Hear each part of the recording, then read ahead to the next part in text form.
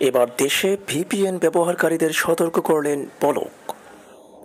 Virtual private network VPN ব্যবহার ঝুঁকিপূর্ণ উল্লেখ করে তা ব্যবহার থেকে বিরত থাকার আহ্বান জানিয়েছেন ডাক, টেলিযোগাযোগ ও তথ্য প্রযুক্তি প্রতিমন্ত্রী জোনায়েদ আহমেদ পলক।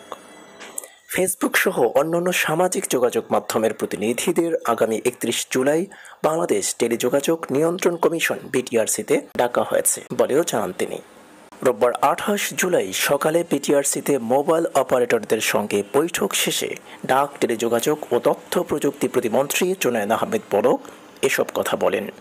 ১০ দিন বন্ধ থাকার পর সারা দেশে মোবাইল ফোনে ইন্টারনেট সেবা চালু হয়েছে। রোববার বিকাল ৩টার দিকে মোবাইল ফোনের সব অপারেটরের গ্রাহকেরা ইন্টারনেট সেবা পেতে শুরু করেন। দেশে Facebook, Instagram, WhatsApp, TikTok, x সাবেক টুইটার বন্ধ রয়েছে। তবে অধিকাংশ ব্যবহারকারী ফেসবুকে স্ট্যাটাস দিয়ে মোবাইল ইন্টারনেটে ফেরার তথ্য জানিয়েছেন। তারা মূলত ভিপিএন ব্যবহার করে ফেসবুকে সক্রিয় রয়েছে। তবে ডাক, টেলিযোগাযোগ ও তথ্য প্রযুক্তি প্রতিমন্ত্রী ভিপিএন ব্যবহার না করার পরামর্শ দিয়েছেন। জোনায়েদ আহমেদ পলক বলেন, ভিপিএন থেকে বিরত থাকি, তথ্য সুরক্ষার জন্য বিরত থাকি। ভিপিএন যে দিচ্ছে সে পুরো তথ্য উপাত্ত পাচ্ছে। ভিপিএন চালু রেখে অনলাইন প্ল্যাটফর্মে আর্থিক লেনদেন করলে গুরুত্বপূর্ণ সংবেদনশীল তথ্য অন্যদের কাছে চলে যেতে পারে। প্রতিমন্ত্রী বলেন, ৩১ জুলাই ফেসবুক, টিকটক সহ সোশ্যাল মিডিয়ার প্রতিনিধিদের বিটিআরসিতে তলব করা হয়েছে। সশরীরে হাজির হয়ে ব্যাখ্যা দিতে হবে। সহিংসতার কন্টেন্টগুলোর বিরুদ্ধে কেন ব্যবস্থা নেওয়া হয়নি সে বিষয়ে তাদের কাছে জানতে চাওয়া হয়েছে।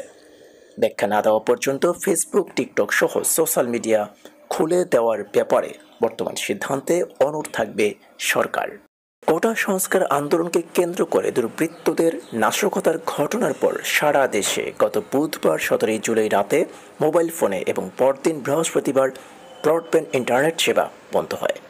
এরপর গত ২৩ জুলাই রাতে সীমিত পরিসরে ব্রডব্যান্ড ইন্টারনেট সেবা চালু হয়।